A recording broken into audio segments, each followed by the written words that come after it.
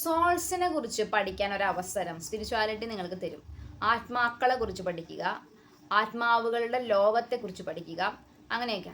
അപ്പം അത് ദൈവത്തിൻ്റെ ഇഷ്ടമാണ്. അതായത് സ്പിരിറ്റ്സിനെ കുറിച്ച് എനിക്ക് പറഞ്ഞു തരണോ വേണ്ടയോ എന്നുള്ളത് ദൈവത്തിൻ്റെ ഇഷ്ടമാണ്. മിടുക്കരല്ലാത്തത് കൊണ്ടല്ല ദൈവം ഈ സോളിനെ കുറിച്ച് എല്ലാവർക്കും പറഞ്ഞു കൊടുക്കാത്തത്. ദൈവം എല്ലാവർക്കും ആത്മാവുകളുടെ ലോകത്തെക്കുറിച്ചുള്ള അറിവ് കൊടുക്കില്ല. മറിച്ച് അവർക്ക് അത് പറഞ്ഞു കൊടുക്കാത്തത് അവരുടെ ജീവിതത്തിൻ്റെ സേഫ്റ്റിയാണ്. അത് അവരുടെ കോളല്ല. അതായത് ഇപ്പം എനിക്ക് ആത്മാവുകളെ കുറിച്ച് മനസ്സിലാക്കണം എന്ന് തോന്നിയാലും ഒരു 20% വരെയേ ദൈവം എനിക്ക് അതിനെക്കുറിച്ചൊരു അറിവ് തരൂ.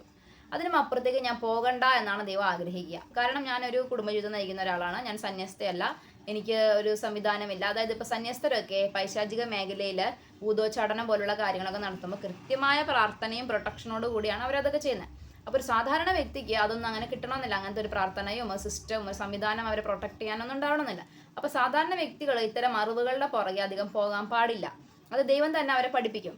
ഇനി പോകാൻ വിളിയുള്ളവർ പോയാലും അപകടമൊന്നും സംഭവിക്കില്ല. അപ്പം എനിക്ക് അങ്ങനത്തെ ഒരു വിളിയില്ല. പക്ഷേ എനിക്ക് കുറച്ച് അടിസ്ഥാനപരമായി അറിഞ്ഞിരിക്കേണ്ട കാര്യത്തെക്കുറിച്ച് മാത്രം എനിക്ക് ഈ വിഷയത്തെക്കുറിച്ച് ദൈവം പഠിപ്പിച്ച് തന്നിട്ടുണ്ട്, മനസ്സിലാക്കി തന്നിട്ടുണ്ട്. അപ്പം കൂടുതലായിട്ട് ഇത്തരം കാര്യങ്ങളിലേക്ക് പോകുന്നതിൽ ഒരു അപകടം ഒളിച്ചിരിപ്പുണ്ട്. അതുകൊണ്ട് തന്നെ ഒരു പരിധിക്ക് അപ്പുറത്തേക്ക് നെഗറ്റീവ് സ്പിരിറ്റ്സിനെ കുറിച്ചുള്ള പഠനങ്ങളിലേക്കും നെഗറ്റീവ് സ്പിരിറ്റ്സിനെ കുറിച്ചുള്ള അവരുടെ ലോകത്തെക്കുറിച്ചൊക്കെ അറിയാൻ ശ്രമിക്കാതെ ഇരിക്കുക. അത് നിങ്ങളുടെ സേഫ്റ്റിക്ക് വേണ്ടിയാണ്. ഇനി ദൈവം നിങ്ങളതിലേക്ക് കൊണ്ടുപോകുന്നുണ്ടെങ്കിൽ കൊണ്ടുപോകാം. ഇനി ചെറിയ ഒരു നല്ല കാര്യം ചെയ്യുമ്പോൾ ആണെങ്കിൽ പോലും നിങ്ങളുടെ ജീവിതത്തിൽ ചില അസ്വസ്ഥതകൾ സൃഷ്ടിക്കാൻ പിശാചിന് അല്ലെങ്കിൽ നെഗറ്റീവ് എനർജിക്ക് സാധിക്കുന്നുണ്ട്. അത് നിങ്ങൾക്ക് മനസ്സിലാവും.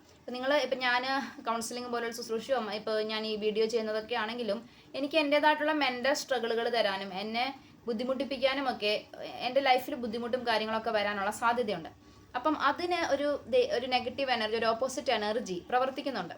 അപ്പം അതിനെന്താ നമ്മൾ ചെയ്യേണ്ടത്? പ്രാർത്ഥനയുടെ പ്രൊട്ടക്ഷൻ നേടുക എന്നുള്ളതാണ്. ഏതൊരു ദൈവപ്രവർത്തിക്ക് നിങ്ങൾ ഇറങ്ങിത്തിരിക്കുന്നതിന് മുമ്പും you need A protection from heaven. സ്വർഗവും സ്വർഗത്തിൻ്റെ എല്ലാ സംവിധാനങ്ങളും നിങ്ങളെ പ്രൊട്ടക്റ്റ് ചെയ്ത് നിൽക്കുമ്പോൾ മാത്രമേ നിങ്ങൾ ഇത്തരം കാര്യങ്ങളിലേക്ക് നിങ്ങൾ പോകാൻ പാടുള്ളൂ. നെഗറ്റീവ് എനർജിയോട്, ഇങ്ങനത്തെ സ്പിരിറ്റ്സിനോടൊക്കെ പോയിട്ട് നമ്മൾ അങ്ങോട്ട് പോയിട്ട് അവരെ ഇങ്ങനെ ബുദ്ധിമുട്ടിപ്പിക്കുക, അതല്ല കൂടുതലായിട്ട് ഇതിലേക്ക് അവരെ അങ്ങോട്ട് പോകാൻ പാടില്ല. അതിങ്ങോട്ട് വരുവാണെങ്കിൽ നിങ്ങളെ പ്രൊട്ടക്റ്റ് ചെയ്യണം. അത് വ്യക്തികളുടെ സ്വഭാവ പ്രത്യേകതകളാണെങ്കിലും, അതായത് വ്യക്തികളിലൂടെ തിന്മ നിങ്ങളിലേക്ക് വരുവാണ്, പിശാച് പ്രേതം ഭൂതമൊന്നുമല്ല, തിന്മ നിങ്ങളിലേക്ക് വരുവാണെങ്കിലും you have to protect yourself. നിങ്ങളെ പ്രൊട്ടക്റ്റ് ചെയ്യണം. നിങ്ങൾ കൃത്യമായ ശക്തമായ പ്രൊട്ടക്ഷൻ കിട്ടുന്ന ഒരു പ്രാർത്ഥനാ ജീവിതം കണ്ടെത്താൻ പറ്റുന്നില്ല എങ്കിൽ വലിയ വലിയ യുദ്ധങ്ങൾക്കൊന്നും ഇറങ്ങിത്തിരിക്കാൻ സമയമായിട്ടില്ലെന്നാണ് അർത്ഥം. അതായത് നിങ്ങൾ ആദ്യം പ്രൊട്ടക്റ്റ് ചെയ്തിട്ടേ ദൈവം നിങ്ങളെ ഒരു യുദ്ധഭൂമിയിലേക്ക് ഇറക്കി വിടത്തുള്ളൂ. ചെറിയ യുദ്ധമാണെങ്കിൽ കുഴപ്പമില്ല. നമ്മൾ വലിയ വലിയ യുദ്ധത്തിന് പോകുന്നതിന് മുമ്പ് അത്രയും നമ്മൾ ഒരുങ്ങണം. അപ്പോൾ പൈശാചിക ലോകമായിട്ടുള്ള എന്തെങ്കിലും ഒരു യുദ്ധം നിങ്ങളുടെ ജീവിതത്തിൽ നിങ്ങൾ നടത്താൻ പോകുന്നുണ്ടെങ്കിൽ അത്രമേൽ നിങ്ങൾ ഉപവസിച്ച് പ്രാർത്ഥിച്ച് ഒരുങ്ങിയിട്ട് വേണം നിങ്ങൾ അത്തരത്തിലൊരു യുദ്ധത്തിന് പോകാനായിട്ട്.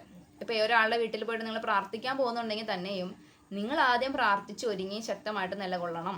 ഇല്ലെങ്കിൽ ആ വീട്ടുകാർക്കും അത് ഗുണം ചെയ്യാൻ പോകുന്നില്ല, നിങ്ങൾക്കും അത് ഗുണം ചെയ്യാൻ പോകുന്നില്ല. സോ ഏതൊരു തിന്മയുടെ ശക്തിയാണെങ്കിലും അതിന് അതിൻ്റേതായിട്ടുള്ള ശക്തി ഉണ്ട്, നമ്മൾ വിശ്വസിക്കേണ്ടി വരും. അതിന് ദൈവത്തിൻ്റെ അത്ര ശക്തിയില്ല, പക്ഷെ അതിന് അതിൻ്റേതായിട്ടുള്ള പവറുണ്ട്. അപ്പോൾ ആ പവർ നിങ്ങളെ ഒന്നും ചെയ്യാതിരിക്കാൻ യു നീഡ് പ്രൊട്ടക്ഷൻ. പിന്നെ അങ്ങോട്ട് പോയിട്ട് ബുദ്ധിമുട്ടിപ്പിക്കേണ്ട ഒന്നിനെയും അതിങ്ങോട്ട് വരുന്നുണ്ടെങ്കിൽ പ്രൊട്ടക്റ്റ് ചെയ്താൽ മതി. ഇനി ചില വ്യക്തികളിലുള്ള പൈശാചികതയെ മാറിപ്പോകാൻ വേണ്ടി നിങ്ങൾ പ്രാർത്ഥിക്കുകയും ചില കുടുംബങ്ങളിലുള്ള പൈശാചികത വിട്ടുപോകാൻ സാഹചര്യങ്ങൾ ഇടങ്ങളിലൊക്കെ നിങ്ങൾ പ്രാർത്ഥിക്കുകയും ചെയ്യുമ്പോൾ നിങ്ങൾക്ക് പ്രൊട്ടക്ഷൻ ഉണ്ടായിരിക്കണം. കാരണം ഈ ഒഴിഞ്ഞു പോകുന്ന നെഗറ്റിവിറ്റിയും ഒക്കെ നിങ്ങളൊന്നും ബുദ്ധിമുട്ടിപ്പിച്ചിട്ട് ചിലപ്പോൾ പോകത്തുള്ളൂ. അത് ഒഴിഞ്ഞു പോവായിരിക്കും. നിങ്ങൾ പ്രാർത്ഥിക്കുന്ന ഈ മനുഷ്യനിൽ പിശാച് ഇറങ്ങി പോകട്ടെ, അല്ലെങ്കിൽ ഈ മനുഷ്യനിൽ നെഗറ്റിവിറ്റി ഇല്ലാണ്ടാവട്ടെ എന്നൊക്കെ പറഞ്ഞ് അറ്റ് വിൽ ഹാപ്പൻ, അത് സംഭവിക്കും. പക്ഷെ അത് നിങ്ങളെ ഒന്ന് ബുദ്ധിമുട്ടിപ്പിച്ചിട്ടേ അത് പോകത്തുള്ളൂ. അപ്പോൾ നിങ്ങൾക്ക് എന്തെങ്കിലും ഒരു ബുദ്ധിമുട്ട് അതുവഴി ഉണ്ടാവാനുള്ള സാധ്യതയുണ്ട്. അപ്പോൾ നിങ്ങൾ കൃപയിലായിരിക്കണം, പ്രാർത്ഥനാ ജീവിതത്തിലായിരിക്കണം. സോ പൈശാചിക ലോകത്തെക്കുറിച്ച് ദൈവം നിങ്ങളെ പഠിപ്പിക്കും. അതിന് വേണ്ട കുറേ പ്രാർത്ഥനാ രീതികളും ചില വിശുദ്ധന്മാരുടെ പ്രത്യേക മധ്യസ്ഥം, ബെനഡിക്റ്റൻ ക്രോസ്, അങ്ങനെയുള്ള കുറേ കാര്യങ്ങൾ ദൈവം നിങ്ങളെ പഠിപ്പിക്കും. അത് ആത്മാവിൽ ദൈവം തന്നെ അത്ഭുതകരമായി നിങ്ങളെ പഠിപ്പിക്കും. അപ്പോൾ ദൈവം പഠിപ്പിക്കുന്ന പോലെ മുന്നോട്ട് പോകാം. ദൈവം പറയുകയാണ് നീ 2 സ്റ്റെപ്പ് എടുത്ത് വെച്ചാൽ മതി, 2 സ്റ്റെപ്പ് എടുത്താൽ മതി. 10 സ്റ്റെപ്പ് എടുത്ത് വയ്ക്കുന്നത് 10 സ്റ്റെപ്പ്. കൂടുതലായിട്ടും പോകരുത്, ദൈവം പറഞ്ഞതിന് അപ്പുറത്തേക്കും പോകരുത്. നിങ്ങൾക്ക് ഇതിനെക്കുറിച്ച് മനസ്സിലായെന്ന് വിചാരിക്കുന്നു. വ്യക്തികളിൽ, ഇടങ്ങളിൽ, ആളുകളിൽ, സാഹചര്യങ്ങളിലൊക്കെ പൈശാചികത വർക്ക് ചെയ്യുന്നുണ്ട്.